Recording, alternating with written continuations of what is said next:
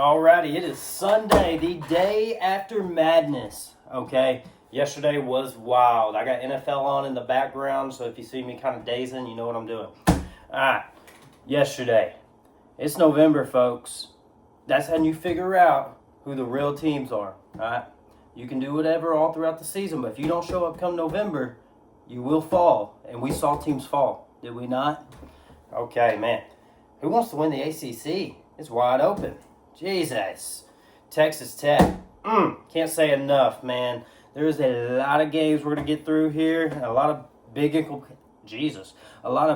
implications on the playoff, okay? We're going to start it off. Texas Tech. Give a helmet sticker to that defense. Every single one of them. Give them like 5. Man, they came to play. Bear Bachmeier and L.J. Martin. That offense runs through them. They run the football. You know what happened? Bear had 12. Martin had 35. Combined for 47 yards. Their entire team had 27 rushes for 67 yards. 2.5 per carry. Tech did that. Tech shut down that offense, quite simply. I mean, BYU did nothing until the fourth quarter. Okay? I told you they were going to kick their ass. And what did they do? They kicked their ass. All right? Great game from Texas Tech. Not just the defense, though. Cameron Dickey, 145 total yards. We ain't the only one in that backfield. Jacoby Williams, 109 total yards. All right? Top that off with 3 turnovers forced by the defense. I just got to keep going back to them, man. They came to play. They got a sack, and let me tell you, the pressure on Barrett was there, okay? The sacks sometimes lie because they had pressure all over the place. 4 tackles for a loss. Tech's for real, man. I mean, I told y'all, they felt like the only playoff team to me out of the Big 12, and they're there, all right? I mean, that was big, okay? BYU, there's a chance we could see a rematch in the Big 12 championship. BYU still has to go to Cincinnati and win, and right now I would lean towards that, okay?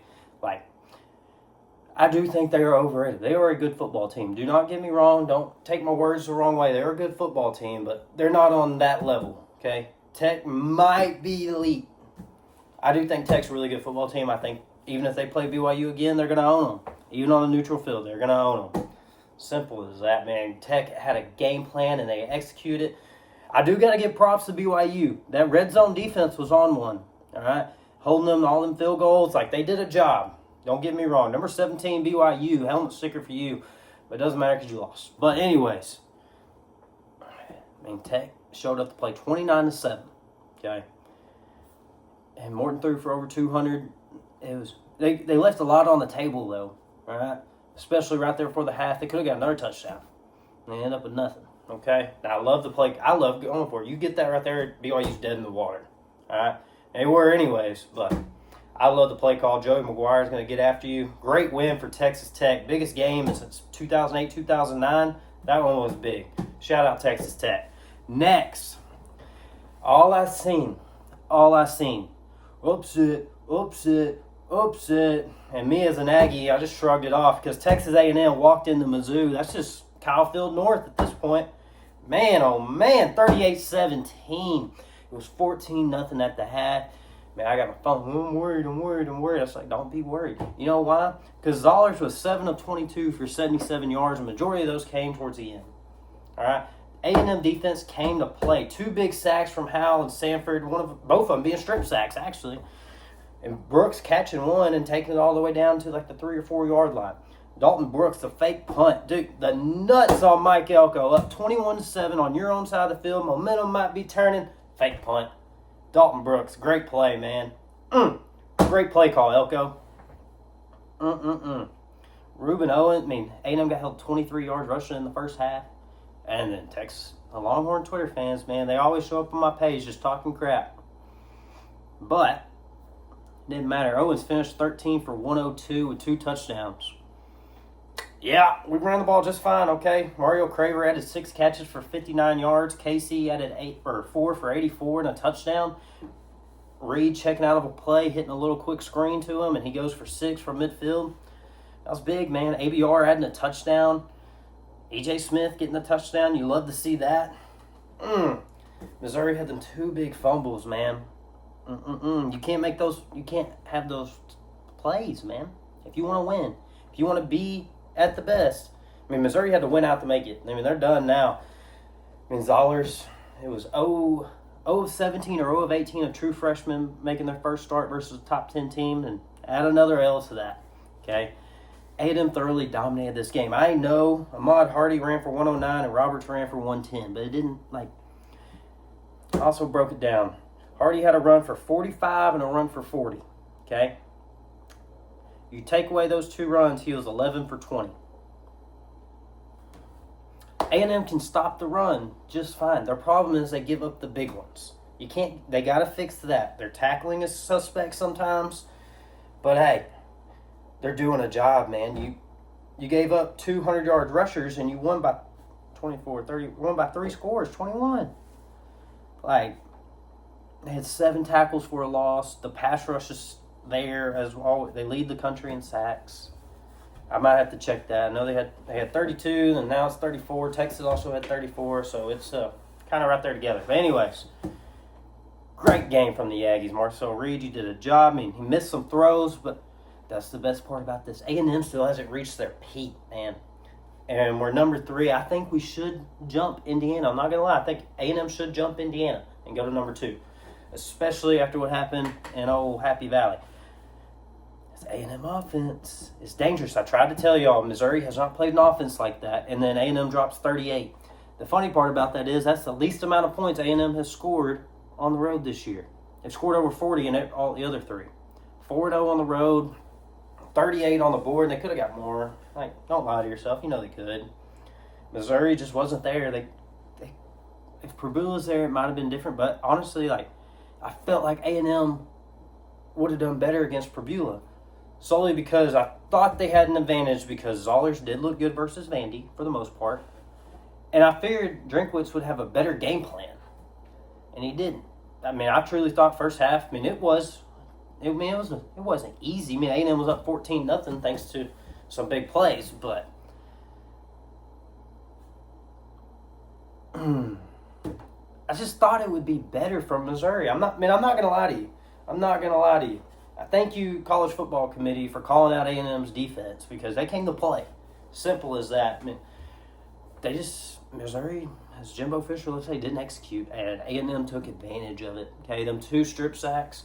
I know one of them ended up back in Missouri's hands, but you knew Missouri was broken on the kickoff when A&M recovered the kickoff. Miles Davis could play. Way to hustle. Dalton Brooks helmet sticker. Man. I'd love to see it, dude. I've never seen this in my lifetime. A&M's 9-0. I'm 24 years old. Never seen it. Love to see it, man. It's awesome. Moving on. Oregon and Iowa, man, this one was electric. Okay? Just kidding. It wasn't really electric. It was just fun to watch. 18-16 Oregon, okay? Dante Moore didn't throw it through the air much, 112, but he also had that big run. I believe it was 49-yarder. That was a big run for him. And along with that, I said, who could run the football? Well, Oregon ran the football, folks. 36 carries for 261 yards, 7.3 per carry. That's running the football, okay? Iowa did not. 43 carries for 101. Yeah, that's not going to get it done. Oregon, just the pouring rain. I said it could be. It's going to conditions played in Iowa's favor, and they indeed did. Okay, Oregon couldn't throw the ball. It didn't matter though because they got the win. Hard fought win. That's a good win for Oregon. Okay, Iowa took the lead late, but they left too much time, just a little bit too much time, and Dante Moore made some throws on that last drive. Big time throws from Dante Moore. I had my doubts, but hey, when it mattered, he showed up and he made the plays, okay? Oregon won the turnover battle. Game-winning field goal to win it.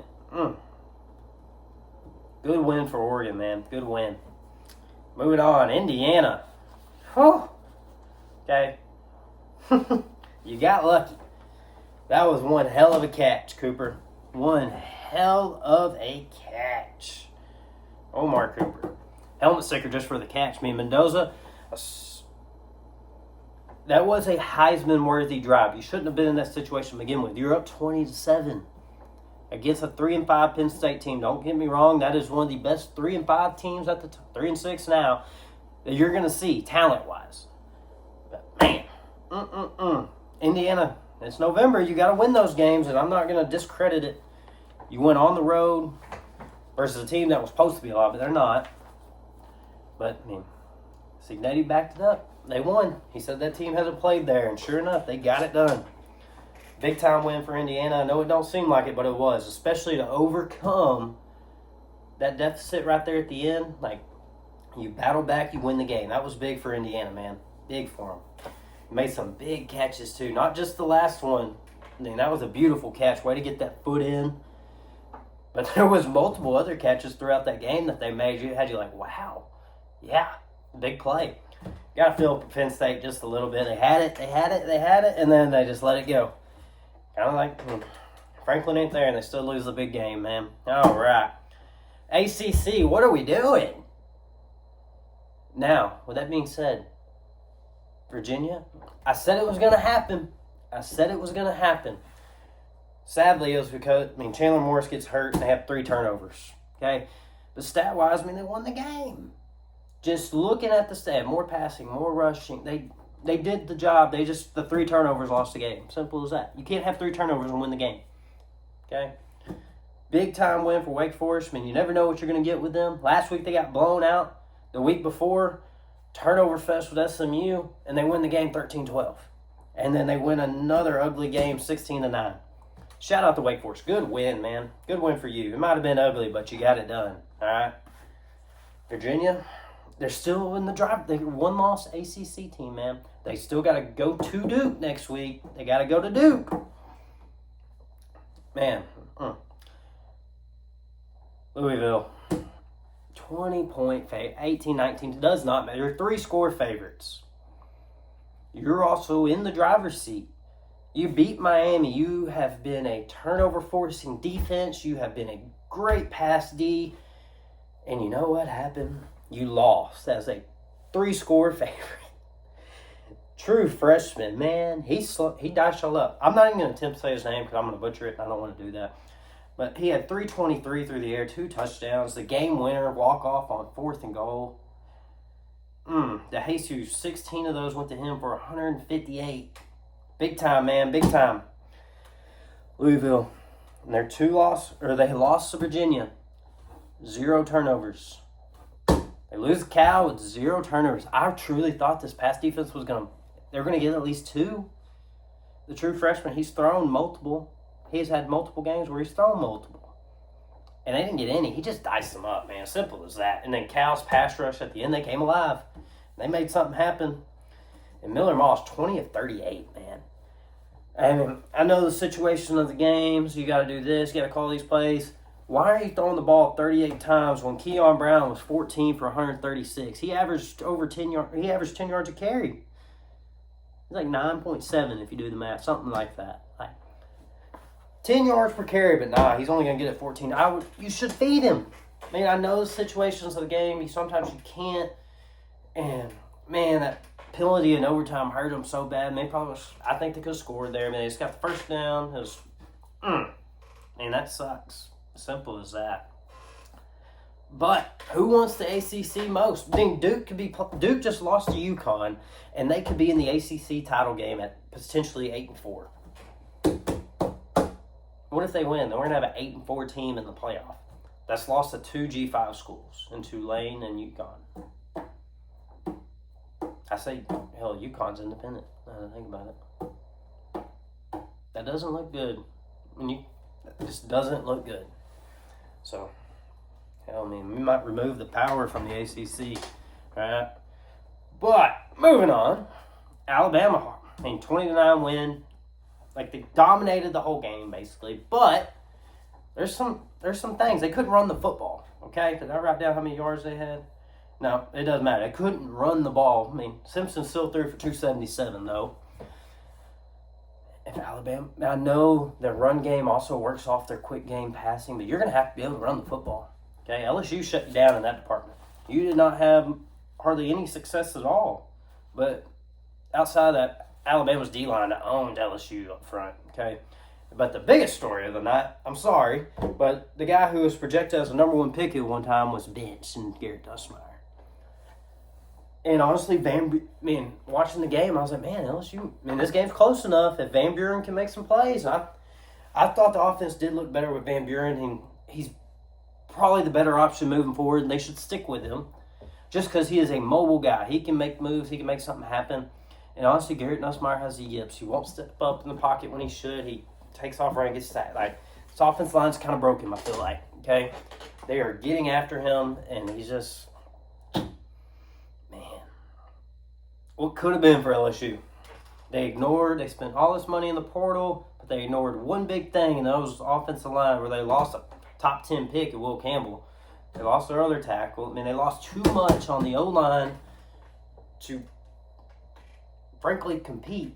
Okay, because if you can't block up front, you ain't going to win. Simple as that, especially in the SEC. And it's showing. That's why they lost to Alabama. They got blown out by A&M. They lost to Ole Miss. They lost to Vandy. And I don't think they're done losing. They're probably going to lose some more.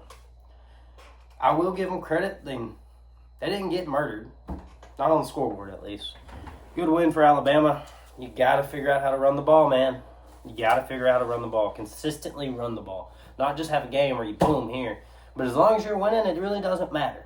But you got to keep winning. Moving forward, I think you're going to have to run the ball to truly be one of those teams, man. Truly be one of those teams. Oh, touch on one thing. LSU, Harlan Berry did have 12 carries for 66 yards, okay? That's good for both, okay? Or won't bad for Alabama, because looking forward, you're going to face better O-lines. You're going to face better run games. LSU hadn't been able to run the ball all year, and he went for 12 for 66. But anyways, moving on. Georgia. Woo! Oh, poor Mississippi State. They got throttled, okay? It was 17-7, and Mississippi State decided to go for 4th down with about, I think there was like 5-6 minutes left in the half, and you didn't get it. And from that point on, it was over, frankly. Like, you had a chance sort of there. You got a goal line fumble, and then right after you fumble. For Mississippi State, if you want to win those games, I said you're going to have to get them turnovers, and you can't make them same mistakes, and they made them. They got the fumble at the goal line, and then they fumble it right after. Okay, you can't have that. You have to take advantage of those types of plays to win. It's quite simple. Georgia, the pass rush, it was honestly kind of there. 3 sacks, 6 tackles for a loss. They made some plays, okay? Gunnar Stockton, 264, but the biggest story of that offense, Nate Frazier, 12 carries. Only 12. 181 yards. 15 yards per carry. That's wild. Dude, Georgia's offense just whooped their ass, quite simply. They dropped 41 on them. I will say one thing, though. Mississippi State, your future is going to look better, okay? You have multiple one-score losses. You have 2 games where you just thoroughly got your ass kicked in A&M and Georgia. But outside of that, you just couldn't finish other games, okay?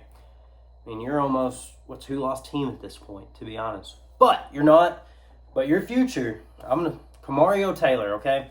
So when Hussein Longstreet decommitted from A&M last year and A&M started looking at all these quarterbacks, I saw Taylor's name pop up. So I was like, I'm going to go watch him. I was like, dude, we need this guy. He's a stud. Anyways, he sticks with the Mississippi State commitment. And then we've seen him here and there. Saw him for real in this game. 6 of 10 for 87, added 12 carries for 53 yards. I think he's going to be for real, okay? He has all the tools in the world to be an absolute beast, okay? Mississippi State, you got to hold on to that guy, and you got to put dudes around him, all right? You could have something there, okay? I don't know how bad Shapen's hurt. I'd stick with Kamario, okay? You're not making playoff. Go with that true freshman and let him work. All right, he has something. He has that talent. I think he's going to be something. Okay, shout out Kamario Taylor. I think you have a very bright future, man. Vandy and Auburn. I said Auburn had to have a pulse on offense to make this a game. I did not think there would be this many points. I did not think there would be this many yards. Okay, And as good as Daniel's stats looks, I can't bring his up first. You know why? Because Diego Pavia, 377 yards passing, 3 touchdowns. 18 rushes for 112 yards and a touchdown, man. Win in overtime. The 4th and 1 almost lost it. I'm not going to lie. But, Auburn didn't have the best total situation. And they're not built, honestly, to go down and score that quick, that fast type thing, unless you just hit Coleman on a big play. But they go to overtime. Vandy gets a touchdown, and then Auburn doesn't do anything. Okay? But to get us to that point, Cam Coleman, I'm going to shout him out before Ashton Daniels because, wow, 10 catches, 143 yards, and a touchdown. And then that touchdown catch, I don't know if you've seen it yet. Go watch it. Tell me what you think. That was a great catch, man. And then the 2-point was just as good. 2 back-to-back one-handed catches. Attaboy Cam Coleman. But now we'll get to Ashton Daniels. 353 passing, 89 rushing yards, 4 total touchdowns. Great game. Cobb added 115. Singleton, 102 and a touchdown. Back to Vandy. Trey Richardson, 3 catches, 124 yards. That's a great yards per catch average, let me tell you. Eli Stowers, 12 for 122. Okay? This was an offensive showdown late. Okay? Auburn jumped out to a 17-3 lead. Vandy cuts it down to 17-10 at the half. Vandy comes back. Let me start trading scores. Pavia falls on the 4th down, as I said. Auburn gets a touchdown. I'm sorry, they did not get a touchdown. That was before that. I'm way off.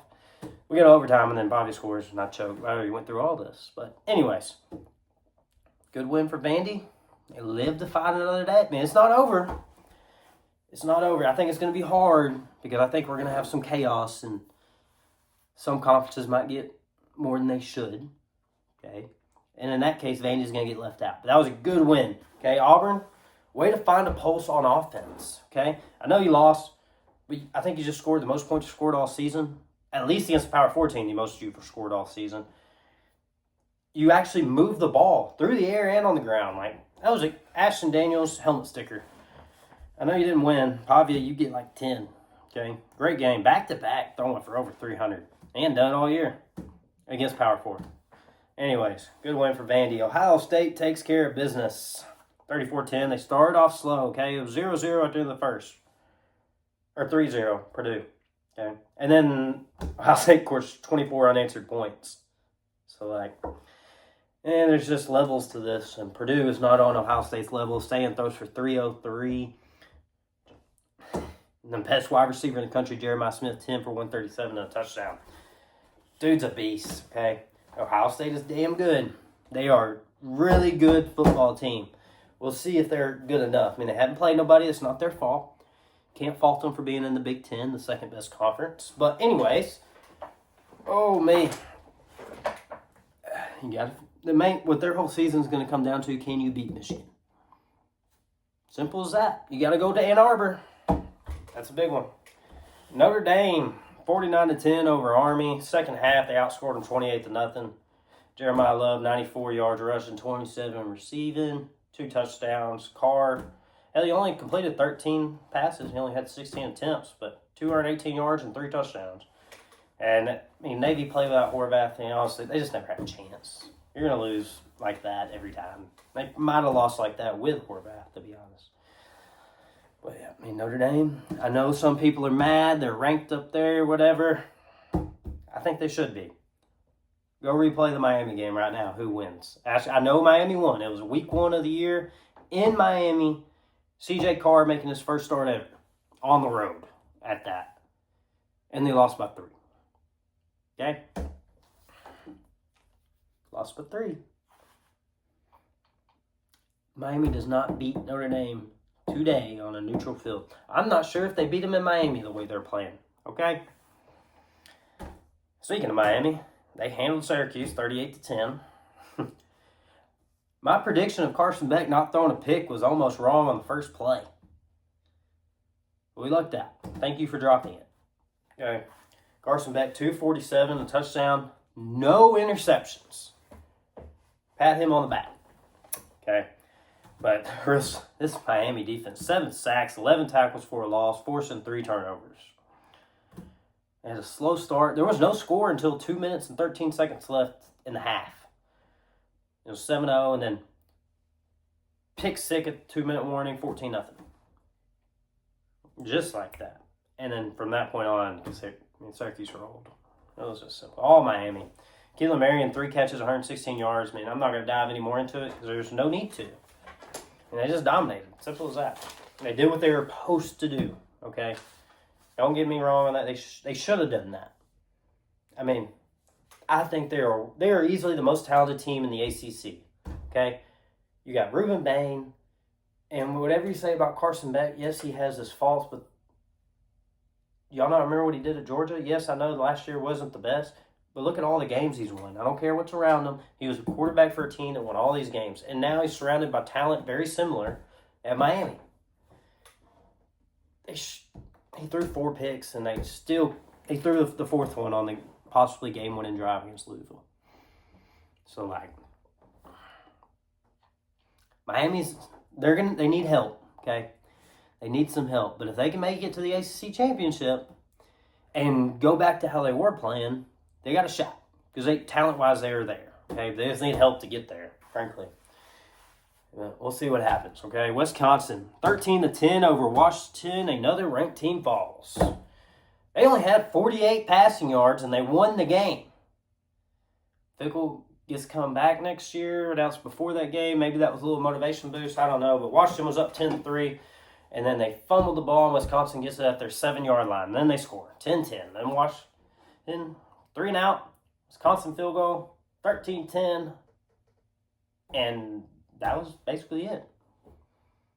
No, don't got to read any more into it. I mean, they just dubbed up on them. Washington just couldn't get it done on offense at all on the road, man. UConn, as I brought it up earlier, wins the shootout versus Duke. Duke had 3 turnovers. That's honestly been their fault all year. Illinois, I mean, that game was a lot closer than the score, except their turnovers. Their turnovers lost it. And Tulane, and they still could be a playoff team. And that offense can be electric. Mensah can sling it on it. He didn't sling it this game.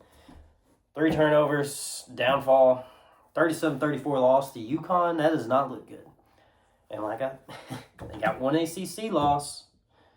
Hell, they should have won that game too. Look, go watch their red zone trips versus Georgia Tech and look how many points they left on the board.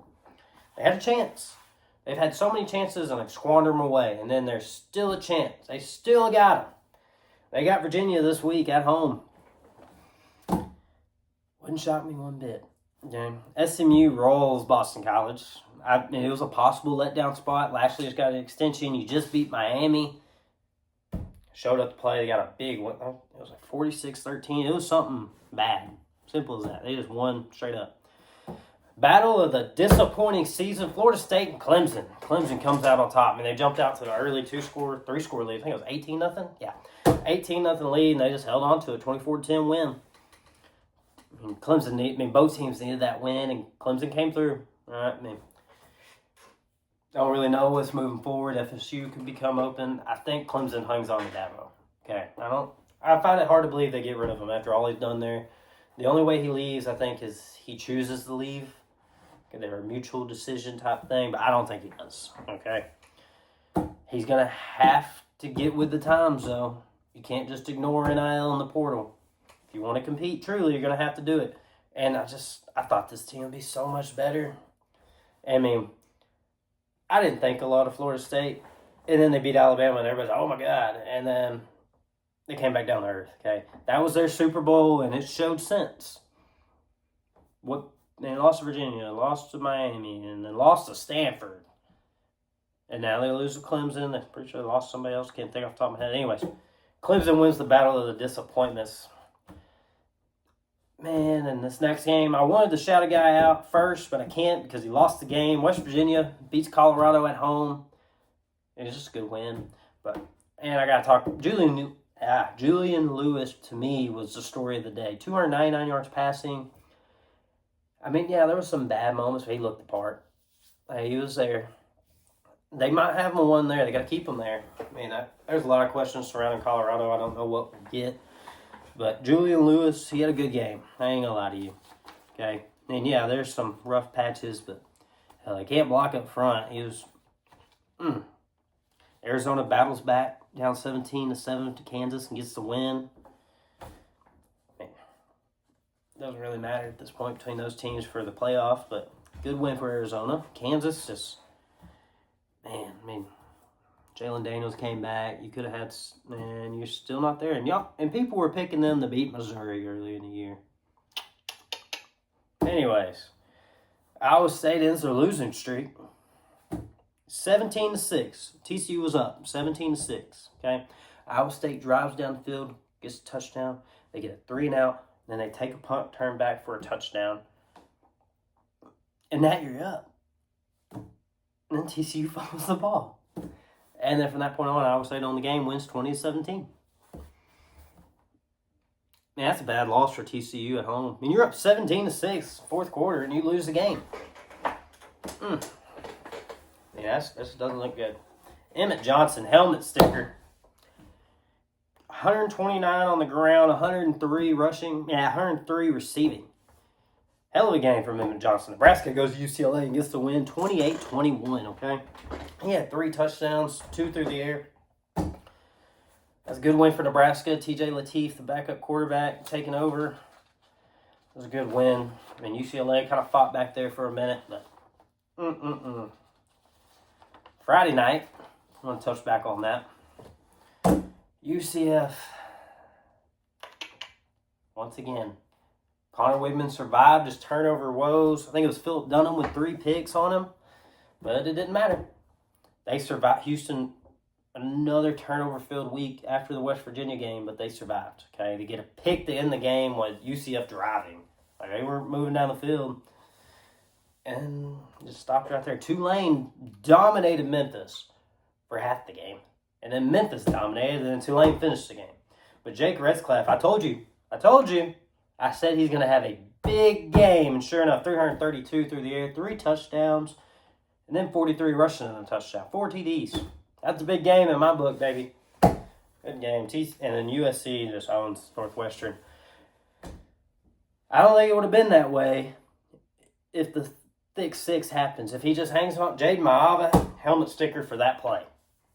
Okay? He throws the pick to the big man. Big man's running down the sideline, and Maava just lays out and hits him. He fumbles the ball, touchback to USC, gets the ball back like it honestly never happened. Then they bust a big run next play. That would have changed the game. Like, the complexion of that game is a lot different if that doesn't happen. That was a big-time play from Jaden Maava after making a mistake. Man. Oh, before I touch on the next one, JMU keeps rolling. They got the win. They're my pick for the G5 right now. Okay? I mean, that's my pick. Because I haven't seen it from the others. North Texas, USF. It's probably going to end up being one of them two. Whoever wins the American is probably who it's going to be. But I could see it being JMU. Okay? They get the job done. I do not think any of these G5s compete in the playoff. Whoever they're going to play the 5 seed, and they're probably going to get waxed. Okay? But it's always fun to look into which one's going to get it. Now, I was really high on this team before the season. Me and basically everyone. Everyone was high on this team. Everyone was high on the quarterback. He's going to be a Heisman contender. He got benched after throwing 3 picks, and his team got beat 38-7 by Kentucky. Oh, Florida. You let Kentucky run. McGowan had 92, and Dowdle had 104. It's just a beatdown, man. Yes, absolutely. That's the bottom of the barrel. That's worse than firing your coach.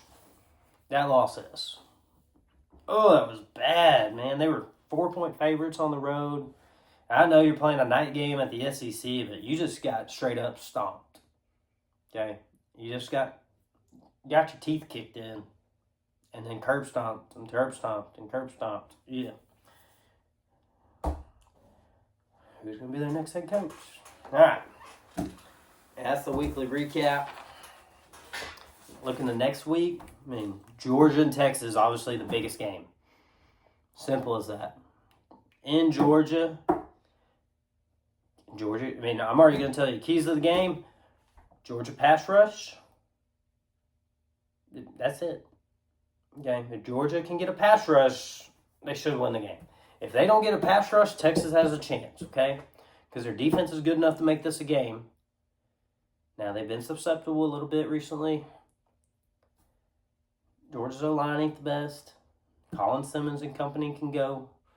But if Georgia can get a pass rush on Arch is going to make mistakes because you've already seen it all year. When he's under pressure, it's not as good.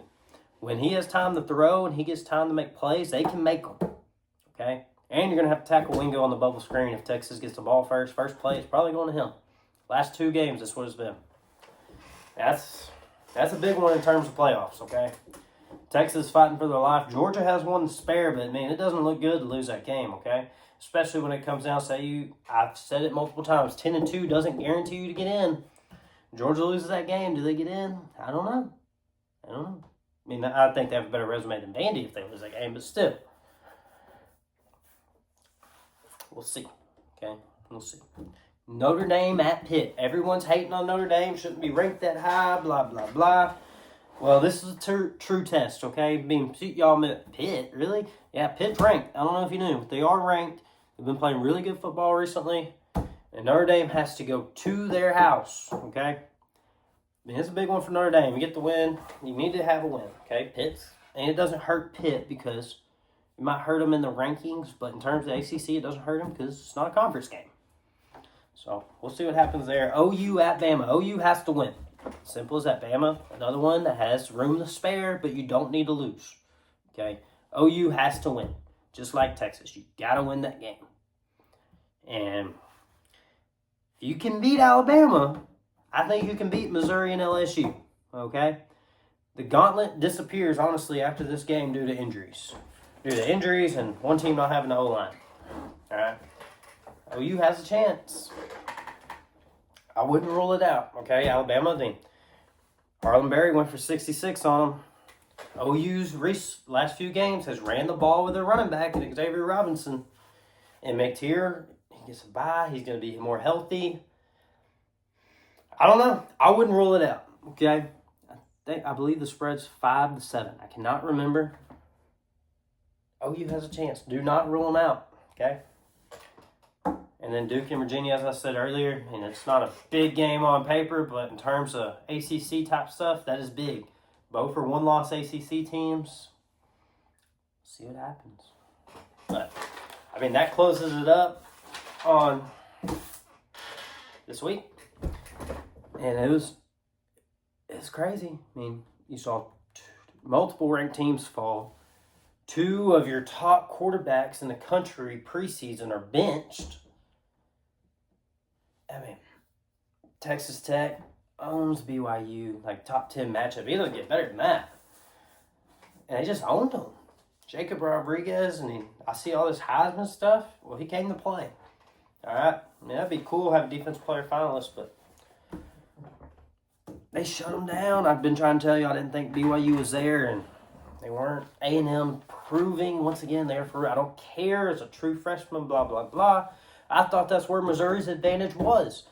Because you don't have anything on him outside of his half he played against Missouri, that Vandy. And he looked decent. And then he goes and plays A&M, and he just looked awful. And it's easy. Oh, he's a true freshman. That's why he didn't look good. I'll let the defense get credit for him looking so bad. He didn't look like that against Vandy. I know that for sure. Okay? Oh. Oregon, big win. They still got USC, and they got to go to Washington for the last game of the year. They play somebody else, can't remember off the top of my head. Ohio State, Michigan's coming up here in a few weeks. I mean, throw out your record, bro. November is where the real teams step up, all right? And we'll see what happens. All right, thank you for joining in to the Nuke Zone. Working on a little logo. We'll see what happens. But, yep, I'm going to get back to the NFL. Right now, the Rams. Rams up 14-0. I ain't hardly watched it because I've been doing this. But, yeah, thanks for tuning in. Y'all have a good week.